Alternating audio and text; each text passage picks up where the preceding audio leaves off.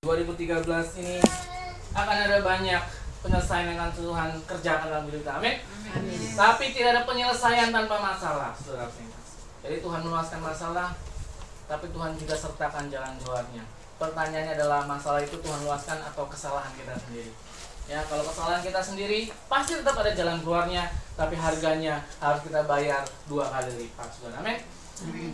Saudaraku yang kasih, ya, kemarin saya baru Kyonghi di sekolahan, saudara yang kasih, karena sekolahan saya tahu Kyonghi, saudara.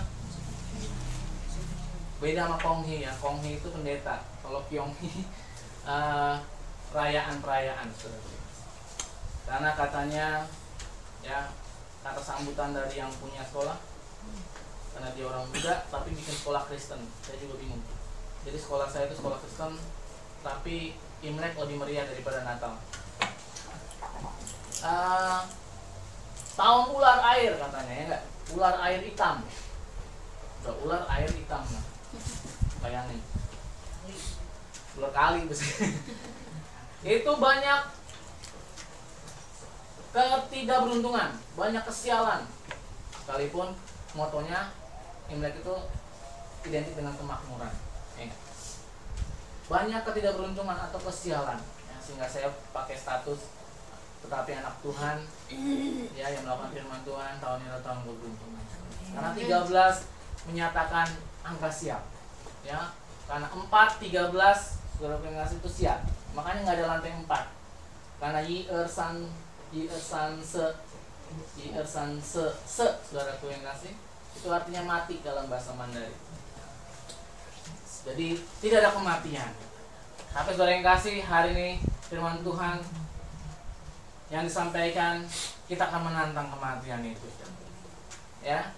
Kenapa? Karena Tuhan Yesus telah menantang maut dan Dia telah menang. Dan Dia memberikan kuasa kepada anak-anaknya untuk menang juga atas maut. Amin. 13 bukanlah angka sial, saudaraku yang kasih, di dalam Tuhan. Yang saya katakan amin. Ya. Karena saudara yang kasih, 13 ini berbicara sebuah proses. Yusuf 13 tahun diproses untuk menjadi Perdana Menterinya Mesir, saudara. Orang nomor 2-nya di Mesir. Ya. 13 tahun dia harus diproses. Saudara yang baik. 1 Korintus 13 berbicara tentang apa? Kasih. Saya mau katakan lagi. Tembok Yeriko dikelilingi berapa kali? 13 kali. Ya. Karena 1 hari selama 6 hari 1 kali. Ya enggak? Hari yang ke-7 7 kali. 7 tambah 6 13 kali. Jadi 13 ini bukan angka sial, saudara. Tapi angka proses untuk menuju kemenangan. Yang percaya katakan amin. Ya. Engkau akan diproses selama 13. Nah, ngerti 13-nya, mau 13 tahun saudara hidup, mau 13 kali saudara jatuh, mau 13.000 tahun, nggak mungkin udah Tuhan Yesus sudah kedua. Ya. Tapi 13 ini angka proses menuju kepada kemenangan. Amin. Dan 13, saudara pengas, adalah angka permulaan. Karena di habis angka 12 itu, kalau di jam tidak ada angka 13 sebenarnya, tapi angka 1. Tapi angka permulaan. Demikian juga bulan. Habis bulan 12 tidak ada bulan 13, tapi angka 1. Dan 2013 ini adalah permulaan.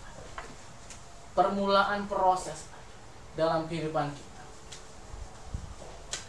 Karena setiap proses, saudara kasih, kalau tukang firman Tuhan berkata ada penjunan lah, ada tukang periuk, ada tukang pahat dan segala macam, proses itu dia akan tidak akan sedemikian rupa sekali langsung jadi. Dia akan proses sekali lagi salah, dia proses lagi salah, dia proses lagi sampai betul-betul jadi.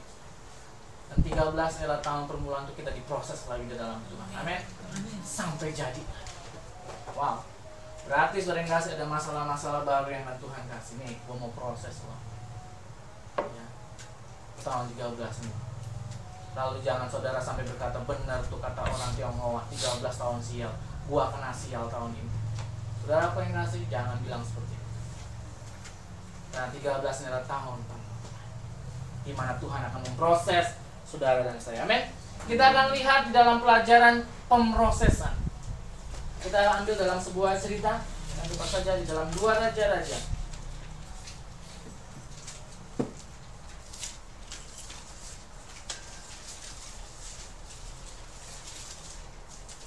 2 Raja-Raja pasal yang kedua, ayat 1 sampai ke 18. Saya akan bacakan, saudara siapkan pulpen atau pensil karena akan ada yang saya suruh garis bawahi atau lingkari. Ya. Elia naik ke surga. Cerita ini adalah bagaimana Elisa mempersiapkan dirinya, ya, untuk menghadapi Elia yang akan naik ke surga. Kalau sampai Elisa melihat Elia naik ke surga, dia akan mendapatkan 2 bagian roh atau 2 bagian atau jubahnya yang diinginkan. Saya akan bacakan 2 Raja-Raja 2 ayat 1 sampai dengan 18. Menjelang saatnya Tuhan hendak menaikkan Elia ke sorga dalam angin badai, Elia dan Elisa sedang berjalan dari Gilgal. Lingkari Gilgal, atau garis bawahi Gilgal, ya, sedang berjalan dari Gilgal. Berkatalah Elia kepada Elisa, baiklah tinggal di sini sebab Tuhan menyuruh aku ke Betel. Lingkari Betel, saudara. Tetapi Elisa menjawab, demi Tuhan yang hidup dan demi hidupmu sendiri, sungguhnya aku tidak akan meninggalkan engkau. Ya, sebenarnya Elisa ini disuruh, udah lu di sini aja, nggak usah ikut gue. Ya, lu di sini aja, kamu di sini aja, nggak usah ikut saya. Tapi demi Tuhan yang hidup, Elisa bilang, apapun yang terjadi sama engkau, aku mau ikut engkau. Ya, apapun yang terjadi, aku mau ikut engkau, Elia. Lanjut, ayat yang ketiga. Pada waktu itu keluarlah rombongan nabi yang ada di Betel mendapatkan Elisa. Lalu berkatalah mereka kepadanya, sudahkah engkau tahu bahwa pada hari ini Tuhanmu akan diambil daripadamu oleh Tuhan terangkat ke sorga? Jadi rombongan nabi ini nakut-nakutin si Elisa. Lu tahu nggak, Tuhan lu tuh akan diangkat Tuhan lo. Nanti lu sendiri, ya kan, gak ada penghasilan dan segala macam. Siapa yang mau ngurusin lo? Nah, itu nakut-nakutin. Ayat yang keempat, berkatalah Elia kepadanya, hai Elisa, baiklah tinggal di sini sebab Tuhan menyuruh aku ke Yeriko. Lingkari Yeriko. Saudara yang sudah beberapa kota dia pindah, ya kan? 3. Tapi apa kata jawabnya si Elisa kepada Elia? Berkatalah Elia, tetapi jawabnya, demikianlah Tuhan yang hidup, demi Tuhan yang hidup dan demi hidupmu sendiri, sesungguhnya aku tidak akan meninggalkan engkau. Lalu sampailah mereka di Yeriko. Elisa tetap tidak mau meninggalkan Elia. Kemanapun Elia pergi, dia mau bersama-sama Elia. Elisa mau tetap bersama dengan Elia. Lanjut, ayat yang kelima. Pada waktu itu mendekatlah rombongan nabi yang ada di Yeriko. Jadi di Betel ada rombongan nabi, di Yeriko ada rombongan nabi. Itu beritanya cepat. Padahal waktu itu nggak ada SMS, BBM atau Skype atau WhatsApp, saudara. Tapi beritanya cepat, saudara. Mungkin dia pakai penglihatan antar roh, saudara. Ya, apa yang terjadi? Berkata kepadanya, sudahkah engkau tahu bahwa pada hari ini Tuhanmu akan diambil daripadamu oleh Tuhan terangkat ke surga? Bayangkan, rombongan nabi di Yeriko juga tahu tuh. Dia BB-amannya ala roh, saudara pengas, ya. Mungkin Skype emotikonnya berbeda lagi, ada angelnya begini, hai gitu. Ya. Rombongan nabi di Yeriko tahu juga. Lalu apa yang terjadi? Jawabnya, aku juga tahu, diamlah. Ya kan? Elisa bilang, aku juga tahu. Udah diam aja deh, gak usah kepo. Ya kan? Resek banget nih rombongan nabi. Udah tahu, ya kan? Di Yeriko diganggu-ganggu, di Betel diganggu-ganggu. Apa yang terjadi lagi? Berkatalah Elia kepadanya, baiklah tinggal di sini sebab Tuhan menyuruh aku ke sungai Yordan. Garis bawahi atau lingkari sungai Yordan. Sudah 4 dia pindah. Ya. Jawabnya, demi Tuhan yang hidup dan demi hidupmu sendiri, sesungguhnya aku tidak akan meninggalkan engkau. Lalu berjalanlah keduanya. Ya, tetap gak mau si Elisa ninggalin Elia. Kemanapun Elia pergi, dia mau ikut. Ayat yang ke-7, 50 orang dari rombongan nabi itu ikut berjalan, tetapi mereka berdiri memandang dari jauh. Ketika keduanya berdiri di tepi sungai Yordan, ada yang ngikutin 50 rombongan nabi. Ini gimana yang terjadi sama Elisa? Lalu Elia mengambil jubahnya, digulungnya, dipukulnya ke atas air itu, maka terbagilah air itu ke sebelah sini dan ke sebelah sana, sehingga menyeberanglah keduanya dengan berjalan di tanah yang kering. Hebat sekali jubahnya Elia ini. Dan sesudah mereka sampai di seberang, berkatalah Elia kepada Elisa, Mintalah apa yang hendak kulakukan kepadamu sebelum aku terangkat daripadamu. Jawab Elisa, biarlah kiranya aku mendapat 2 bagian dari rohmu. Berkata Elia, yang kau minta itu adalah sukar. Tetapi jika engkau dapat melihat aku terangkat daripadamu, akan terjadilah kepadamu seperti yang demikian. Dan jika tidak, tidak akan terjadi. Jadi kalau Elisa bisa melihat Elia terangkat ke surga, terjadi, dapat 2 bagian rohnya. Ya, ayat yang ke-11. Sedang mereka berjalan terus sambil berkata-kata, tiba-tiba datanglah kereta berapi dengan kuda berapi memisahkan keduanya. Lalu naiklah Elia ke surga dalam angin badai. Ketika Elisa melihat itu, maka berteriaklah ia, Bapakku, Bapakku, kereta Israel dan orang-orangnya yang berkuda. Kemudian tidak dilihatnya lagi. Lalu direnggutkannya lah pakaian dan dikoyakannya menjadi 2 koyakan. Sesudah itu dipungutnya jubahnya Elia yang telah terjatuh. Jadi ketika Elia terangkat, jubahnya terjatuh nih, ya kan? Dapat dia 2 bagian roh dari jubahnya ini. Dan 50 orang nabi yang ngikutin dia tuh ngelihat, ya. Lalu ia berjalan hendak pulang dan berdiri di tepi sungai Yordan. Ia mengambil jubah Elia yang telah terjatuh itu, dipukulkannya ke atas air itu sambil berseru, di manakah Tuhan Elia? Ia memikul air itu lalu terbagi ke sebelah sini dan ke sebelah sana. Maka menyeberanglah Elisa. Jadi apa yang dilakukan Elia juga dilakukan Elisa. Hal yang sama. Ketika rombongan nabi yang dari Yeriko itu melihat dia dari jauh, mereka berkata, roh Elia telah hinggap pada Elisa. Mereka datang menemui dia, lalu sujudlah mereka kepadanya sampai ke tanah.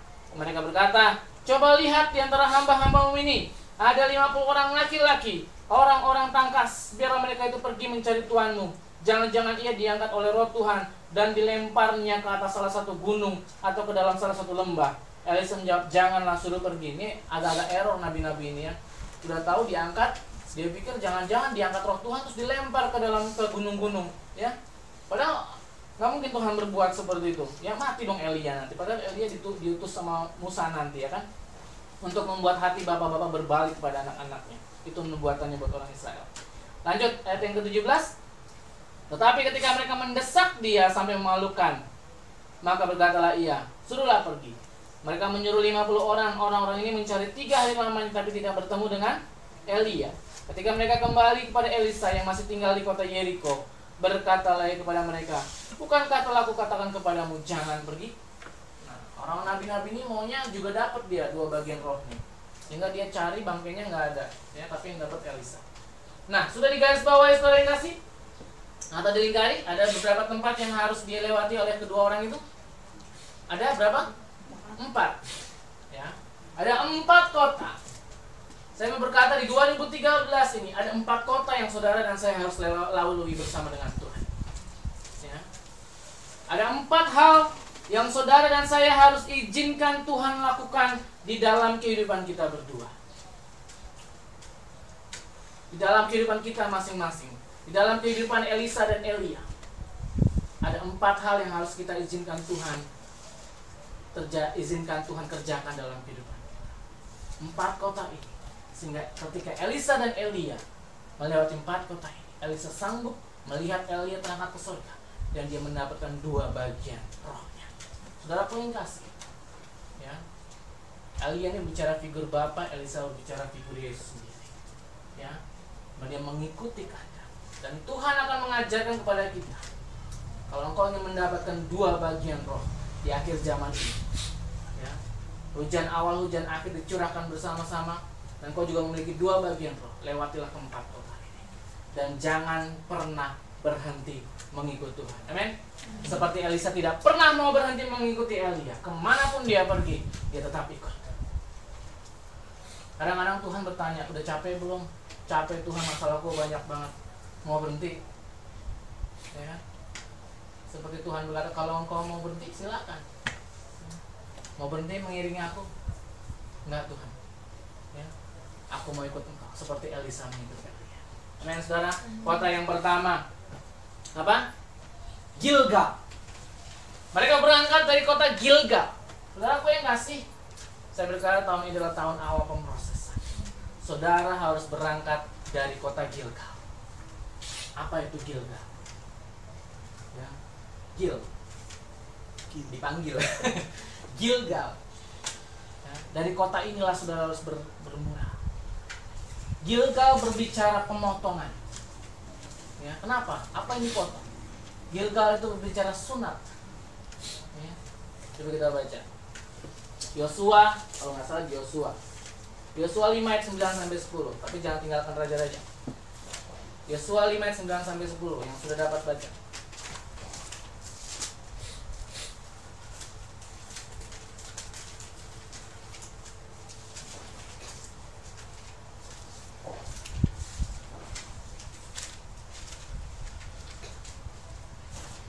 Ya. Yosua 5 ayat 9 sampai 10. 9 sampai 10. Demikian firman Tuhan. Sunatan dan hari raya Paskah di Gilgal. Dan berfirmanlah Tuhan kepada Yosua, hari ini telah kuhapuskan celah Mesir itu daripadamu. Itulah sebabnya nama tempat itu disebut Gilgal sampai sekarang. Sementara berkemah di Gilgal, orang Israel itu merayakan Paskah pada hari yang ke-14 bulan itu, pada waktu petang di dataran Yeriko. Ayat 8 sampai dengan 9. Sorry. Ayat 8. Ya. Setelah seluruh bangsa itu selesai disunat, maka tinggallah mereka di tempatnya masing-masing di perkemahan itu sampai mereka sembuh. Dan berfirmanlah Tuhan kepada Yosua, hari ini telah kuhapuskan celah Mesir itu daripadamu. Itulah sebabnya nama tempat itu disebut Gilgal sampai sekarang. Gilgal berbicara disunat. Tapi mari kita kita katakan bahkan bukan sunat hati dan atau berbicara baptisan, tapi berbicara hal yang lain. Gilgal itu berbicara pemotongan, disunat. Ya, keturunan Abraham secara jasmani harus disunat. Jadi bagi saudara yang kasih yang keturunan Abraham secara jasmani, silakan disunat. Ada yang keturunan Abraham secara jasmani di sini? Gak ada, ya. Saudaraku yang kasih, Gilgal berbicara pemotongan, berbicara penyunatan, ya, berbicara pengeratan kulit katan. Karena di Gilgal pertama kali bangsa Israel yang keluar dari Mesir, semua anak laki-lakinya disunat sampai mereka sembuh. Bayangin tuh, mereka pakai sarung gini-gini kali di jalannya semuanya, ya. Atau di kitan, jadi kitanan massal kalau di Indonesia. Saudaraku yang ngasih, Tuhan akan izinkan dalam kehidupan kita pemotongan, proses pemotongan. Ya. Bagi yang Tuhan lihat engkau belum sabar, aku akan potong. Ya. Engkau Tuhan lihat masih ada kerikil-kerikil amarah, oh Tuhan potong. Engkau masih ada kerikil-kerikil duniawi, oh Tuhan potong kehidupan. Ya. Tuhan akan potong damai sejahteramu, Tuhan akan potong kesenanganmu, Tuhan akan potong dan potong dan potong. Masuk saya, dipotong gajinya.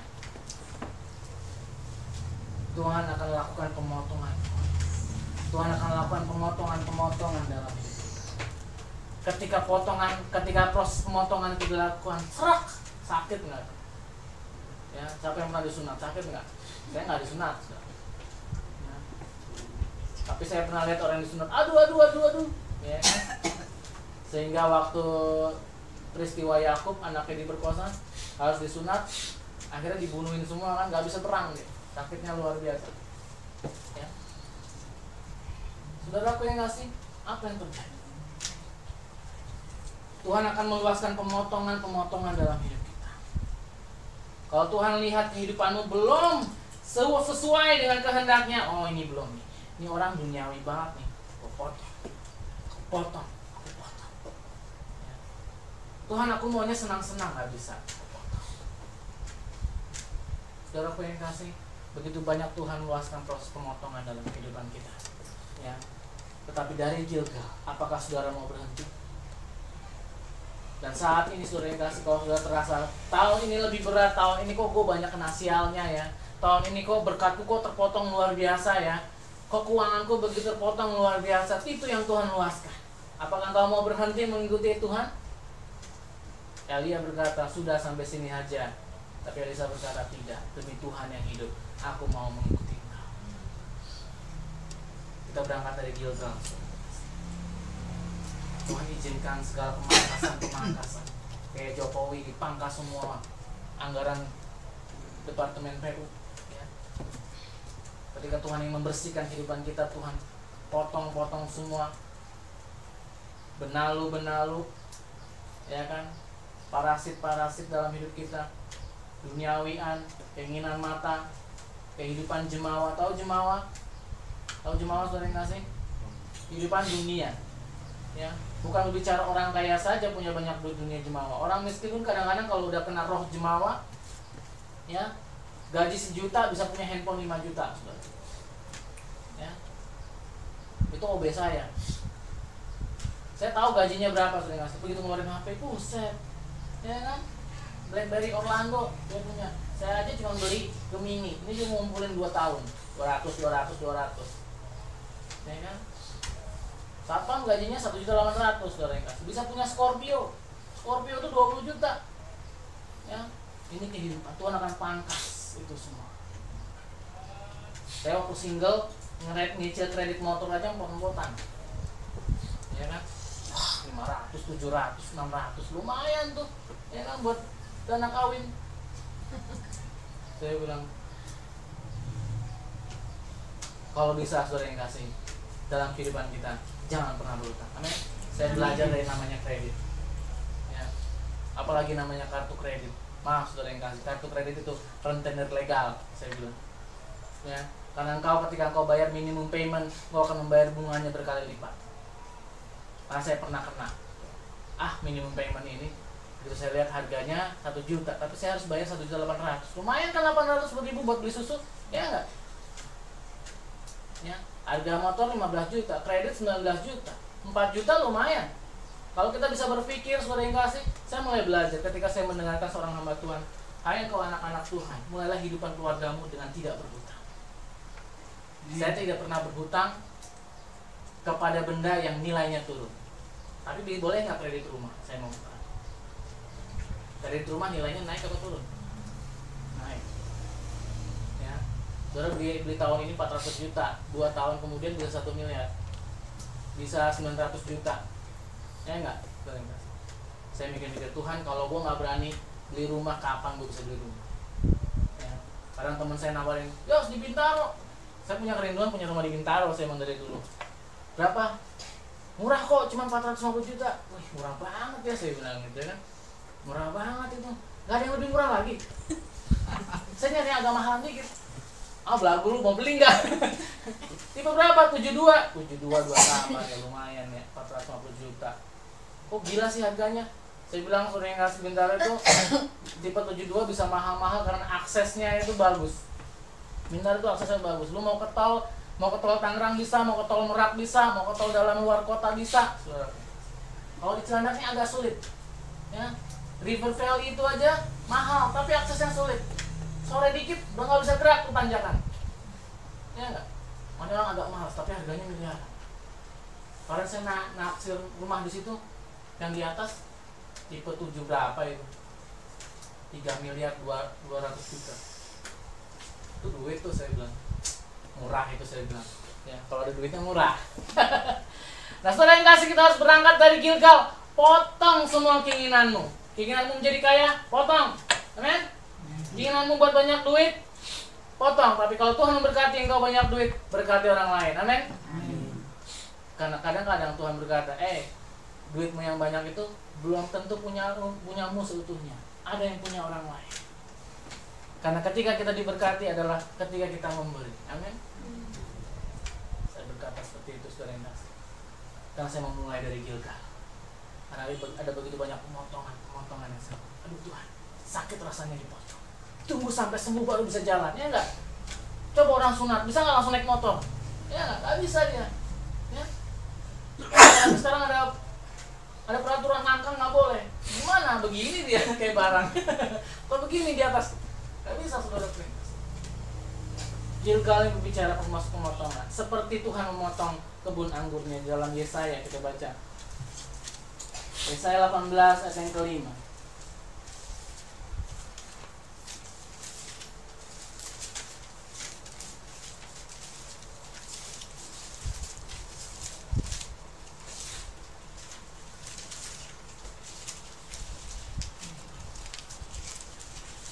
Saya 18 ayat yang kelima, sebab sebelum musim buah, apabila waktu berbunga sudah berakhir dan gugusan putik menjadi buah anggur yang hendak masak, maka Tuhan akan mengerat ranting-rantingnya dengan pisau pemangkas dan menyisihkan carang-carangnya dengan memancung. Supaya kehidupan saudara dan saya berbuah di dalam Tuhan, maka Tuhan akan meluaskan pengeratan. Amin. Tuhan akan meluaskan pemotongan-pemotongan dengan pisau pemangkas. Oh, orang ini kalau nggak gua potong benalunya nggak akan berbuah. Orang ini kalau nggak saya potong pikiran jahatnya nggak akan pernah berbuah pikiran kasihnya. Ya. Orang ini kalau nggak saya potong keuangannya, maka uangnya akan dihambur-hamburkan untuk kepentingan sendiri. Dipotong Tuhan luaskan. Hati-hati saudara. Mulailah dari Gilgal. Saudara mau berhenti mengikuti Tuhan, Elia bilang, sudah berhenti di sini saja. Tapi biarlah kita seperti Elisa. Amin. Demi Tuhan yang hidup, aku tetap akan mengikuti Engkau. Amin. Sekalipun hidupku sulit, susah, tapi aku akan tetap ikut Engkau, Yesus. Amin. Jangan pikir cuma kita doang yang susah hidup di dunia ini. Kadang kita ngerasa kayak cuma gua dulu doang nih di dunia ini punya kesulitan kayak gini. Di luar sana banyak. Ya. Kalau ada yang mengalami kesulitan dalam keluarga, broken segala macam, kayaknya keluarga gua doang yang begini. Kenapa saya dilahirkan keluarga seperti ini? Ada begitu banyak keluarga-keluarga yang seperti ini. Kalau ada yang terjerat hutang ratusan juta miliaran, saudara yang kasih, kayaknya gue doang nih yang kayak punya masalah seperti ini. Ada banyak orang-orang, ya. Ada kesaksian yang pernah saya dengar, ada hamba Tuhan, ada anak Tuhan, dia datang kepada hamba Tuhan, dia terjerat, ya tertipu, hutang, saudara yang kasih ratusan juta, hampir M, ya. Tapi dia berkomitmen, Tuhan, saya ini adalah kesalahan saya. Dia berkomitmen dan Tuhan tolong dia. Dan Tuhan tolong tidak dengan tiba-tiba masukin ATM ada orang salah transfer. Kadang-kadang kita mikirnya gitu ya, gue punya duit kayak ada yang salah transfer gitu kan. Tiba-tiba ada yang salah transfer 400 juta ya kan, 1 triliun gitu, buat biar bisa bayar gitu kan. Enggak, sebenarnya. Kadang-kadang kita bisa melihat, kadang-kadang saya mikir kok ada ya Tuhan, orang lain saksian, saya membutuhkan tiba-tiba Tuhan kirim orang gitu kan. Itu kalau lo butuh. Tapi kalau Tuhan bilang sama saya, itu kalau lo butuh. Tapi kalau lo punya utang, selesain, Tuhan bilang. Saya membaca sebuah buku judulnya Terbebas dari Jerat Hutang. Hamba Tuhan ini membangun sebuah gereja, saudara. Nah, apa yang terjadi? Dia hutang bank. Dia hutang bank ratusan miliar, ya, dan dia dijanjikan karena dia sudah berdoa kepada seseorang dan seseorang bilang, kalau misalnya proyek saya lulus, saya akan ngasih ke gereja triliunan. Ya, didoakanlah orang ini proyeknya lulus, tapi dia nggak kembali, bahkan 1 sen pun dia nggak kasih. Kira apa yang terjadi? Sering ngasih, ya, utang nggak bisa bayar, gereja mau dilelang, mau diambil. Akhirnya apa yang terjadi? Hamba Tuhan ini mengaku kesalahan. Dia menggunakan kekuatannya sendiri untuk membangun gereja. Apa yang terjadi? Dia jual mobilnya, dia jual semua, bahkan jemaat-jemaat mengumpulkan semua perhiasan dan segala macam, tertutuplah hutang. Ya. Berdoa, tapi harus ada yang tindakan kita lakukan untuk melunasi hutang. Itu yang harus kita lakukan. Ya. Dia jual semuanya. Akhirnya gerejanya sekarang dibangun lebih megah, ya, daripada sebelumnya. Ya. Gereja itu namanya Holy Stadium. Yang pernah kesana megah, saudara. Jemaatnya 20.000 sekali kebaktian dan kolektornya cuma sekali. Kadang-kadang Tuhan bilang gak usah ngasih kolektor, gak usah, enak kan gak ngasih kolektor. Tapi dia bilang Tuhan suruh kasih kolektor, dia kasih rekeningnya. Ya, jadi kalau mau ngasih lebih, silakan. Saudara yang kasih, mulailah dari Gilgal. Amin. Belajarlah engkau untuk menerima pemotongan, pemangkasan yang Tuhan luaskan dalam kehidupanmu. Tapi berkata, demi Tuhan yang hidup, aku tidak akan berhenti di sini. Amin. Ini proses. 2013 ini proses. Dan kita akan melalui proses itu. Kita akan step ke next level, yaitu kota yang kedua. Apa? Bethel. Ya, dari Gilgal mereka pindah ke Bethel. Nah, di Bethel ini baru udah ketemu nih rombongan-rombongan nabi yang gak jelas, yang kepo tadi, yang ngurusin orang lain mulu. Mereka bertemu, mereka sampai singgah di kota yang bernama Betel. Betel ini artinya apa? Betel, yaitu rumah Tuhan. Betel, ya, dalam bahasa Indonesia. Dalam bahasa Yahudi, Baitel. Dalam bahasa Timur Tengah, Baitullah. Ya. Rumah Tuhan. Ini berbicara, saudara yang kekasih, ketika engkau diproses Tuhan, engkau harus singgah di rumah Tuhan. Bukan hanya singgah, tapi diam di situ. Engkau harus memiliki keintiman bersama dengan Tuhan. Coba kita lihat peristiwa Betel, Kejadian 28 ayat 12.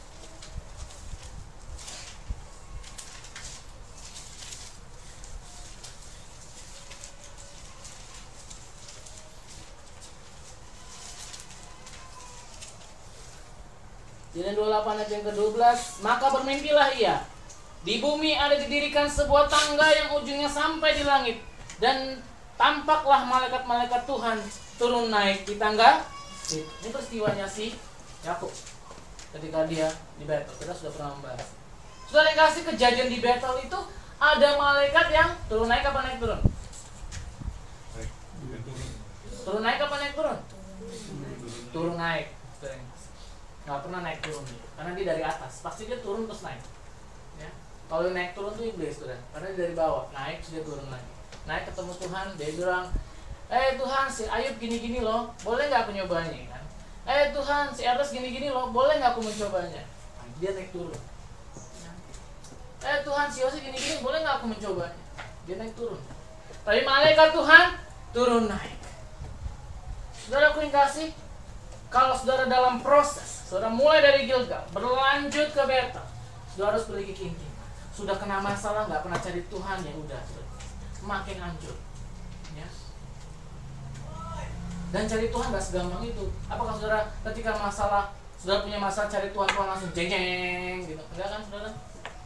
Ya. Tuhan tuh suka koreksi dulu, yang betul di mana. Coba engkau betulkan dulu. Ya. Dan Tuhan kadang-kadang seringkali ketika saudara meminta, Tuhan tuh nggak langsung bergerak. Ya, itu kedaulatan Tuhan sendiri. Tapi intim dengan Tuhan itu perlu. Amin. Karena orang dalam Tuhan aja banyak masalah, apalagi orang yang nggak dalam Tuhan. Ya, intim dengan Tuhan. Ada malaikat yang turun. Saudara kuingkas, ketika saudara dalam proses, datanglah di Betel, di Baitullah, ya, untuk mendapatkan malaikat yang melayani saudara yang turun naik. Karena inisiatif itu datangnya dari atas. Amin. Segala sesuatu yang baik datangnya dari atas. Yang diturunkan dari, saya lupa ya. Ya. Karena inisiatif itu datang dari atas. Tuhan, saya mesti gimana? Apa yang saya harus lakukan? Itu proses. Amin. Kalau engkau tidak lakukan ini, engkau akan termakan ramalan orang Tionghoa. 13 angka sial. Ular air angka sial. Ular angka air tahun sial. Nol kesialan yang terjadi. Saya mau mengatakan orang yang melakukan firman Tuhan, tahun adalah tahun keberuntungan dan keberhasilan. Amin. Amin. Makanya baca firman tiap hari. Amin. Amin. Baca firman itu memberi makan terhadap roh kita. Amin. Amin. Saudara makan berapa kali? 3 kali. Roh saudara makan berapa kali? Kalau nggak baca firman, roh saudara nggak pernah makan. Colek kanan kiri, udah makan belum? Colek, udah makan belum? Ya. Nggak ada yang mau nyolek, berarti saya yakin saudara di sini pada belum makan. Ya. Udah makan belum? Nah sering kita tanya, hai apa kabar? Udah makan belum? Ya kan dulu waktu pacaran gitu, udah makan belum? Ya kan, oh udah. Kenapa emang? Enggak, kalau belum makan dia makan bareng-bareng, tapi situ yang bayar gitu. Udah makan belum? Tiap pagi colek suami istrinya. Udah makan belum? Saya kadang-kadang dimarahin sama istri saya, kadang-kadang kalau saya udah telat bangun karena saya harus masuk 6:30. Ini doa nggak baca firman? Oh iya kita baca firman dulu. Karena saya di sekolah juga renungan baca firman, ya, sama guru-guru baca firman. Ya, firman 2 kali. Ya. mesbahnya 2 kali Pak, pagi sama keluarga sama guru-guru. Ya colek, udah makan belum? Oh udah, apa? Sayur petai. Itu buat daging saudara yang kasih. Tapi buat roh, ya ada menu petai nggak? Tahu petai saudara? Petai maksud saya itu bahasa Sundanya petai. Kita singgah di Betel. Amin saudara yang kasih, di Betel Elia berkata, sudah sampai sini aja. Enggak, demi Tuhan yang hidup. Seringkali saudara yang kasih, kita datang ke Tuhan pun ya kita mentok di situ. Aduh gimana sih, gue udah berdoa tapi nggak ada yang terjadi. Mungkin firman Tuhan berkata engkau salah berdoa, atau engkau berdoa dengan ketidaksungguhan, engkau berdoa dengan posisi yang tidak betul. Ya, tahu posisi yang tidak betul? Ya, tahu nggak posisi yang tidak betul? Kadang engkau berdoa membelakangi Tuhan. Tuhan begini, ya. Atau mungkin Tuhan begini, kamu di sini, nggak bertemu muka dengan muka. Kan ada lagunya, bertemu muka dengan muka. Intim dengan Tuhan tuh bertemu muka dengan muka. Pernah lihat muka Tuhan? Saya yakin jarang, saudara. Dari Gilgal ke Betel. Amin. Dari Gilgal ke Betel. Sudah the next, udah level kedua. Kita naik ke level yang ya, tahun ini adalah tahun the next, entering the next level. Kalau saudara nggak tahu Gilgal, Betel, Yeriko, dan Yordan, kita nggak akan pernah maju-maju. Hidup kita bertahun-tahun gitu-gitu aja. Oke? Dan Tuhan sekarang lagi pemutihan. Balik lagi. Kau mulai dari Gilgal. Lanjut ke Betel. Yang ketiga kau kata apa? Yeriko. Ya. Dari Betel pergilah mereka ke Yeriko. Ketemu lagi nih rombongan Nabi di situ. Selalu sore kasih.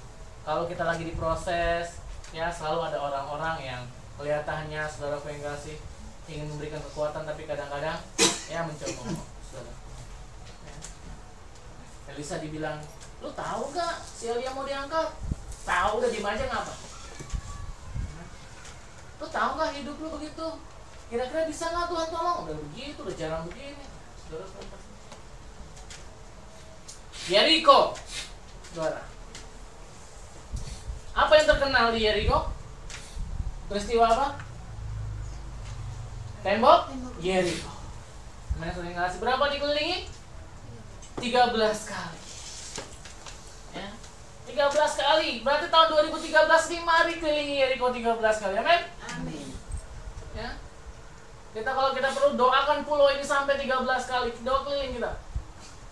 Ya. Apa yang terjadi? Mungkin ketika saudara doa anjing-anjing, oh gitu. Ya. Apa yang terjadi saudara? Kelilingi Yeriko 13 kali. Ini tembok yang sukar diruntuhkan. Tapi kalau engkau memuji menyembah Tuhan, mengelilingi 13 kali, Yeriko pasti hancur. Yeriko berbicara peperangan dan jarahan. Amen. Spiritual warfare, peperangan rohani. Saya berkata, apakah kita harus perang? Iya, kita harus perang. Tanpa engkau memerangi hidupmu, tanpa engkau memerangi masalahmu, engkau tidak akan pernah keluar dari situ.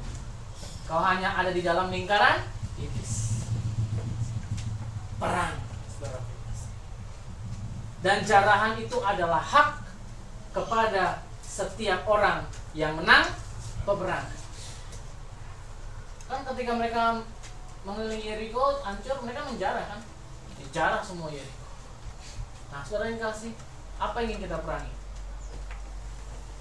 Coba pikirkan dalam benak saudara, apa yang saya harus perangi? Saya ingin memerangi kondisi keuangan saya yang begini-begini aja. Tuhan, saya harus memerangi. Tuhan katakan, engkau menjamin segala masa depan, engkau menjamin, engkau mencukupi kebutuhan. Nyatanya aku pas-pasan dan berkekurangan, Tuhan. Ya. Perangi, saudara. Perangi. Adakah roh kekikiran dalam hidupmu? Orang ingat, saudara, ingat. Orang kikir nggak masuk. Kalau engkau sudah berkeluarga, ingat bagaimana cara Tuhan membuka tingkap-tingkap langit untuk memberkati keluarga. Bagaimana caranya? Kembalikan perpuluhan. Tuhan berkata, bawalah persembahan perpuluhan. Tidakkah kau percaya aku akan membuka tingkap-tingkap langit? Jadi kalau saudara lebih baik, ya saya dulu pernah saudara yang kasih. Saya pengen banget zamannya Nokia berapa itu. Pertama kali saya kerja di Nokia keren, harganya 2 juta. Tuhan, gue pengen banget deh. Gue kredit dari handphone. Ya, akhirnya sudah ngasih 2 kali saya nggak bayar per bulan untuk bayar tuh kredit handphone. Apa yang terjadi sudah ngasih? Ya, gaji saya selalu habis. Motor selalu rusak. Ini kenapa sih? Kayaknya baru gue betulin rusak terus. Ya, saya baru ingat, lu nggak ngebalikin perpuluhan. Oh iya. Loh, itu balikin, bukan bayar. Itu punya gua, Tuhan bilang. Ya, balik. Itu belum persembahan yang lainnya, Pak. Ya. Kalau saudara nggak pernah memuji, menyembah, apalagi berdoa, tembok tetap aja jadi tembok Cina yang panjang tebal. Ya, tapi kalau saudara memuji, menyembah, tembok menjadi tembok Yeriko yang dihancurkan. Amin. Ya, memuji dan kadang saya ingetin saya, oh ini Selasa kita present worship. Kita nggak minta apa-apa, saudara. Kita nggak berdoa Tuhan berkatilah, enggak. Present worship aja 1 jam. Kadang kalau kita harus berdoa hanya mengucap syukur. Tuhan, kami mengucap syukur karena sudah punya kontrakan, kami mengucap syukur tinggal di daerah yang nggak banjir, kami mengucap syukur anaknya sehat, kami mengucap syukur. Tapi nggak minta apa-apa, hanya mengucap syukur dalam present worship. Mengucap syukur. Tuhan, kami mengucap syukur kalau ada tunggakan yang belum kita lunasi tapi yakin dan percaya kita akan lunasinya tahun ini. Ya, kami hanya mengucap syukur. Selama present worship sejam itu kami mengucap syukur. Itu adalah peperangan rohani. Amin. Jadi kalau saudara nggak pernah lakukan present worship dalam kehidupan saudara, saudara nggak pernah sampai Yeriko atau Gilgal pun nggak pernah beranjak. Di Yeriko terus, di Gilgal terus. Ya, belum nyampe Betel, balik lagi di Gilgal, dipotong lagi.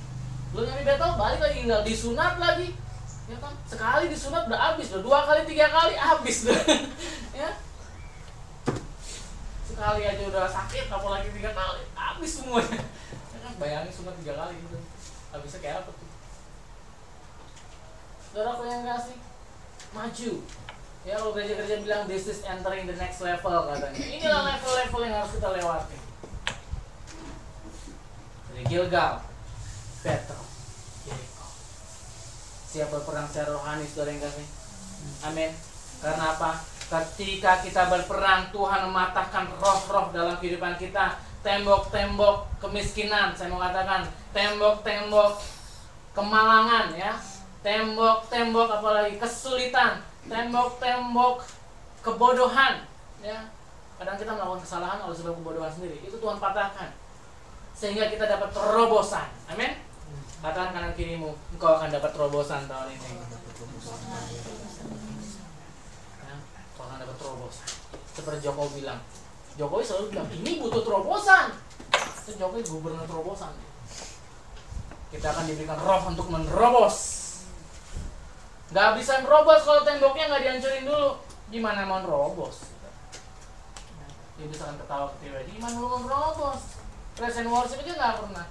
Ketika iblis gigit-gigitin istilahnya, kayak tikus-tikus nying-nying yang gigitin kepala gitu. Saya pernah sering ngasih. Ketika saya lagi banyak masalah, iblis itu datang seperti tikus nying-nying yang gigitin. Ayo syukurin lo sih, bego sih lo. Kalau kita biarin aja, iya, benar juga ya, gue bego ya, kenapa ya gue begini? Saudara yang ngasih itu gak berperang. Ketika iblis lagi gigitin kayak tikus nying-nying, gunakan kuasa yang Tuhan sudah berikan. Dalam nama Yesus, iblis pergi. Ya. Masalah boleh datang, tapi aku tidak boleh pergi. Aku tetap harus di sini bersama dengan Tuhan. Amin. Saudara aku yang kasih, hadapi Yerikomu. Selalu berperang rohani setiap hari. Adakan present worship, mau pribadi mau keluarga terserah. Ya. Adakan present worship. Adakan present worship. Adakan penyembahan, dan penyembahan itulah peperangan rohani. Ya. Engkau daftar segala roh-roh yang ada dalam hidupmu. Roh pemalas, roh lupa. Misalnya saya sering menengking roh lupa. Karena saya di sekolah dibilang opung, ya. Karena saya suka naruh daftar nilai di kelas 1, saya nyari di kelas yang lain, mana daftar nilai gue? Ini opung katanya. Ya. Roh lupa, ya kan, saya suka ketinggalan tuh, roh lupa. Udah sampai Tangerang, kuncinya di sini, kunci motornya. Balik lagi saya dari Tangerang. Ya, saya kesini pakai mobil ya kan, motornya saya tinggal di rumah mertua. Saya kesini biasa kalau di sini kan ngeluarin barang. Kuncinya saya tinggal di sini, handphone tinggal di sini. Saya balik lagi ke Tangerang, handphone kuncinya di sini. Saya nggak bisa masuk rumah deh. Saudara apa yang ngasih? Itu roh lupa. Ya. Roh boros. Ya, saudara apa yang ngasih? Tengking itu patahkan semuanya itu, ya, segala macam. Dan ketika saudara patahkan itu akan ada sesuatu yang terjadi. Amin. Tapi ingat, iblis itu selalu cari kesempatan yang baik. Ya, ini orang udah pernah matain gue, enak aja lu gua patahin lagi lu. Hati-hati saudara. Kalau engkau sering menengking iblis, ya, jangan sampai engkau dibuat iblis ketengkingan, saudara. Akhir artinya kehidupanmu seperti menjerit-jerit, Tuhan, tolong! Seperti nggak punya kuasa untuk menengking. Kalau engkau sudah agak migrain menghadapi masalahmu, itu ternyata terbukti bahwa engkau tidak mempunyai kekuatan di dalam Tuhan. Kalau diberikan kuasa, setiap orang yang penuh Roh Kudus sudah diberikan kuasa. Amin. Sudah ada janjinya. Ya. Ada hamba Tuhan bilang 365 kali katanya Tuhan bilang jangan takut, jangan takut. Saudara amini. Saya agak takut sebenarnya. Tuhan, gua kalau pindah ke Jakarta tinggal di mana nih? Kerja di mana nih? Ya. Karena istri saya dan saya udah mulai nyaman di Tangerang katanya. Di sini nggak ada kontrakan 400 bisa pasang AC kan, saudara? Di sana 400 bisa pasang AC. 400, bayangkan. Di sini mau nggak mau saya pernah ke depan AB situ, dekat rumahnya Betsy waktu itu. 700 itu udah kayak kandang tikus. Ya, lihat kan? Masuk begitu doang, gangnya segini. Ya ampun, kamar 1 700. Saudara pengen masa bagusan rumah kakak saya 700. Saya kadang bingung Tuhan gimana. Tapi kalau engkau suruh pindah, kami dengan percaya Tuhan sudah sediakan tempat yang bagus, kerjaan yang bagus. Karena terlalu jauh kalau saya di sini sampai ke Tangerang kerja. Dan itu sedang saya perangi tiap hari. Amin. Gilgal, Bethel, Jericho, kota terakhir apa? Yordan. Yordan ini adalah the last journey, perjalanan terakhir. Kalau engkau sampai Yordan, maka tercapailah apa yang kau kehendaki. Firman Tuhan, Elia bilang, apa yang kau kehendaki daripada itu yang akan terjadi. Elisa bilang, aku minta 2 bagian roh. Wow, itu suka. Tapi kalau engkau bisa lihat aku, itu yang akan terjadi. Ya. Saudara apa yang kasih? Di dalam Tuhan tidak ada yang terlalu sulit untuk Tuhan melakukan dalam kehidupan kita. Permasalahannya kita terlalu sukar untuk melakukannya kadang-kadang. Amin. Sampai nggak kita nih ke Yordan nih, tepi sungai Yordan kira-kira? Ya. Saudara yang kasih, sebelum bangsa Israel sampai ke Kanaan, mereka harus menyeberangi Yordan. Yordan itu salib terakhir. Bagi Yesus itu adalah salib. Saya mencatat sebuah data, saudara yang kasih. Ya, karena saya browsing. Ya, internet itu digunakan bukan hanya Facebookan doang. Jadi gunakanlah internet itu untuk kepentingan rohani. Saya browsing bahwa Yordan itu adalah sungai yang merepresentasikan kematian. Kenapa? Secara dataran sungai Yordan mempunyai kondisi geografi tercuram. Dari sebuah sungai itu paling curam. Jadi ada sekitar berapa dari hulu tuh ke hilir curam sekali, kayak misalnya kayak kalau renang-renang yang begitu tuh curam. Ya, jadi kalau orang hanyut di sungai Yordan 99% mati. Ya. Dan dia memiliki dataran paling rendah di bawah bumi, sungai. Sungai itu kan pasti dataran rendah. Ya, hulu hilirnya. Dan Yordan ini memiliki dataran paling rendah. Sehingga Yordan dikatakan descender, artinya penurunan, decline, penurunan, merepresentasikan sungai kematian. Makanya Yesus dibaptis di sungai Yordan supaya dia dibaptis dalam kematian. Ya. Karena sungai Yordan berbicara sungai kematian. Sebelum Israel masuk ke Kanaan, saudara, dia harus menyeberangi sungai Yordan. Ya. Berbicara kematian. berbicara baptisan api, berbicara salib. Ya. Sampai sungai Yordan, kalau engkau sampai sungai Yordan, ya, maka engkau akan mendapatkan apa yang kau inginkan. Saudara yang kasih, sampaikah kita di sungai Yordan? Karena Tuhan akan meluaskan kehidupan kita menurun. Wow, udah di Gilgal dipotong, di Yordan turun, saudara. Luar biasa nih. Ya. Tuhan akan perhadapkan kita ke dalam sebuah sungai kematian. Saya membaca sebuah artikel di sungai Yordan itu ada tradisi orang Yahudi. Ya, kalau ada seorang bersalah tapi tidak ditemukan buktinya, maka dia akan dilempar ke sungai Yordan. Kalau dia hidup, berarti dia tidak bersalah. Judged by the river, artinya dihakimi oleh sungai itu. Ya, di sungai Yordan ini. Tetapi kalau dia tidak bersalah, kalau dia bersalah, dia akan dibunuh oleh sungai ini. Ya, jadi dia dilempar dari hulunya. Kalau dia nggak bersalah, di hilirnya dia hidup. Ya, tapi kalau dia bersalah, hilirnya dia ditemukan mati. Ya, dihakimi oleh sungai. Saudaraku yang kasih, Tuhan akan meluaskan kita hidup sampai ke taraf Yordan untuk diluaskan penghakiman dari manusia. Wow. Tetapi apa yang terjadi, saudara yang kasih? Di Yordan lah banyak mujizat terjadi, amin. Naaman disembuhkan di mana? Sungai. Yesus dibaptis di sungai. Dan Israel mengalahkan banyak bangsa-bangsa di kanan setelah mereka melalui sungai Yordan. Kita ganti aja gereja sungai Yordan. Oh enggak, itu udah ada, saudara. Ya. Saudaraku yang ngasih, Yordan yang bicara kemenangan terakhir, garis terakhir dalam kehidupan kita sampai kita menembus kematian. Wow. Tahun ular Eru bicara ular kematian. Tahun kesialan, banyak kematian. Tapi kita menantang kematian sampai sungai Yordan. Mau ada ular air di sungai Yordan gitu, ya, kita akan hadapi. Amin. Karena disitulah ketika kita berjalan bersama Tuhan, Elisa berjalan bersama dengan Elia, maka datanglah kereta api. Ya, maka datanglah kereta api. Kereta berapi ya, bukan kereta api. Kereta berapi, kereta api beda ya. Kereta api itu yang tutut, gitu. Kereta berapi. Sampai level sungai Yordan. Apa yang terjadi? Yeremia 12 ayat yang kelima.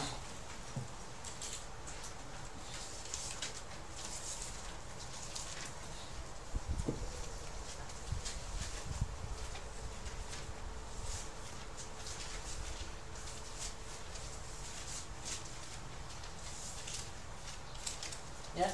Yeremia 12 ayat ke-5, demikian firman Tuhan, keluhan Yeremia dan jawab Tuhan, jika engkau telah berlari dengan orang berjalan kaki dan engkau telah dilelahkan, bagaimanakah engkau hendak berpacu melawan kuda? Dan jika di negeri yang damai engkau tidak merasa tenteram, apakah yang akan kau perbuat di hutan belukar sungai Yordan? Sungai Yordan mempunyai kontur hutan belukar, saudara. Dan di sanalah Tuhan akan membawa kita. Tuhan katakan, kalau engkau begini aja udah capek, nggak mau ngiringin Tuhan. Hello, Tuhan akan engkau bawa. Tuhan akan membawa engkau ke level sungai Yordan yang hutan semak belukarnya, banyak ular airnya, ya, banyak binatang buasnya. Engkau akan dihakimi oleh sungai itu. Judged by the river. Ya. Karena apa, saudara yang kasih? Yordan ini ada Yordan hulu dan Yordan hilir. Yordan hulu airnya sangat deras, Yordan hilir ini mematikan. Karena sungai Yordan bermuara di laut mati. Ya. Itu secara geografis saya mau bermuara di sini. Makanya banyak orang bilang bahwa sungai ini adalah sungai kematian karena muaranya adalah laut mati. Saudaraku yang kasih, ketika di sungai Yordan, maka Elisa melihat Elia dibawa naik oleh kereta berapi. Saudaraku, sampai ke-3 sampai ke-4 level ini Tuhan akan membawa kehidupan kita mendapatkan 2 bagian roh. Amin. 2 bagian rohnya. 2 bagian rohnya saya katakan. Ya. Bukan hanya saja penyelesaian, bukan hanya saja penghiburan, tetapi keperkasan dan kekuatan yang juga Tuhan berikan. Apakah saudara mau berhenti di Gilgal? Saudara berhenti di Bethel? Saudara mau berhenti di Yeriko? Apakah saudara mau sampai ke tepi sungai Yordan? Itu pilihan saudara dan saya. Ya. Kalau sampai mencapai garis akhir, maka kemenangan menjadi bagian saudara dan saya. Amin. Saudaraku yang kasih, Elisa ini artinya adalah The Lord is my Savior. Tuhan adalah juru selamatku. Elisha, Tuhan adalah juru selamatku. Dan Elisa merepresentasikan Yesus sendiri. Ya, Elisa, saudaraku yang kasih, adalah representasi perjanjian baru. Elia representasi perjanjian lama. Tetapi Elisa memakai jubahnya Elia. Ini berbicara, saudara yang kasih, bahwa kita, orang yang hidup dalam zaman anugerah perjanjian baru, Tuhan akan sertakan dengan kuasa perjanjian. Kuasa perjanjian lama itu apa? Mujizat, sembuhan, dan segala macam. Itu kuasa perjanjian baru. Anugerah perjanjian baru, kasih karunia, kasih itu sendiri. Amin. Ya, pengampunan, penyertaan Tuhan. Ini kita. Tuhan sertakan. Dua bagian roh. Bagian roh perjanjian lama, bagian roh perjanjian. Luar biasa, saudara. Ya, lewati 4 kota itu. Ya, kalau firman Tuhan berkata lebih dari pemenang, sebenarnya bukan lebih daripada pemenang. More than conquer. Artinya lebih dari penakluk. Lebih daripada penakluk. Ya, saudara bisa taklukkan masalah saudara? Saudara katakan, Tuhan, Engkau lebih dari penakluk. Engkau bisa mengatasi keuanganmu, Engkau lebih daripada penakluk. Engkau bisa mengatasi keluargamu, suamimu, anak-anakmu, Engkau lebih daripada penakluk. Lewati 4 kota itu, amin. Lewati 4 kota itu. Izinkan Tuhan memotong, saudara. Izinkan engkau mempunyai waktu berintim dengan Tuhan, berdamai dengan Tuhan. Jangan sampai lost. Saya nggak doa sehari aja, pagi-pagi istri saya jatuh. Gimana orang yang nggak doa tiap hari? Itu di luar tembok perlindungan Tuhan, saudara. Ya, saya merasa, saudara, saya sama istri saya merasa, meskipun saya kadang-kadang hidupnya pas-pasan, tapi ketika kita mengembalikan berpuluhan, kita nggak akan berkekurangan sampai gaji berikutnya. Duh, tinggal 200.000 nih mah, masih seminggu lagi gajian. Gimana ya? Cukup. Karena asal ada makanan, pakaian cukup. Ya, cukup, saudara yang kasih. Duit tinggal 50.000 udah gajian. Ya kan? Berapa? Cukup. Sekali aja saya nggak mau ngambil yang perpuluhan. Saya tahu akibat dan konsekuensi. Karena dari situ Tuhan membukakan tingkap-tingkap langit. Ya. Karena saya tahu bukan susah payah yang menjadikan kita kaya, tapi apa? Berkat Tuhan lah yang menjadikan kita kaya. Amin. Mau jadi orang kaya? Siapa yang mau jadi orang kaya? Kuncinya jangan jadi orang kaya. Jangan ingin menjadi kaya. Tapi jadilah orang yang diberkati Tuhan. Amin. Karena berkat Tuhan lah yang menjadikan kaya. Kalau mau jadi kaya, jangan ingin jadi kaya. Kuncinya itu. Tapi jadilah orang yang diberkati Tuhan. Itu yang menjadikan. Amin. Kuncinya, saudara yang kasih, bagaimana proses di 2013? Yang pertama, tetap mengucap syukur. Colek kanan kiri, tetap mengucap syukur. Yang kedua, tetap berdoa. Colek lagi, tetap berdoa. Yang ketiga, tetap memuji dan menyembah. Tetap memuji dan menyembah. Yang keempat, tetap baca firman dan melakukannya. Amin. Oh, 4 kota, saudara. Saudara harus lewati sampai sungai Yordan. Garis terakhir yang luar biasa justru cobaannya. Kau akan dihadapi dengan sungai kematian. Kau akan dihadapi dengan penurunan decline yang luar biasa. Tapi disitulah kau melihat kemuliaan Tuhan. Kau melihat Elia yang terangkat. Engkau melihat kemuliaan Tuhan di dalam api, di dalam semangat, di dalam gelora kasih. Dan itu yang saya rasakan akhirnya. Ya. Jadi katakan kepada masalahmu, hai masalah, cukup engkau di situ saja. Coba kau berdoa saat ini, hai masalah, cukup engkau di situ saja. Ya, cukup lu di situ aja. Jangan merambah pikiranku, jangan merambah hatiku, cukup lu di situ aja. Ya, udah lu di situ aja, jangan kemana-mana. Saya akan mengumpulkan kembali kekuatan. Setelah itu kita berperang. Ayo saudara yang kasih, peperangan rohani. Saya sering gembur-gemburkan peperangan rohani. Karena kalau kita nggak perang, kita yang akan diperangi. Pilihannya dua, berang atau diperangi, menang atau kalah, hancur atau menghancurkan. Pilihan ada di tangan saudara dan saya. Marilah kita bersama-sama mengikuti Yesus. Ya, Dia adalah teladan bagi kita, dan jangan berhenti sampai kita mencapai sungai Yordan. Firman Tuhan saya dipanjangkan, kita akan semua.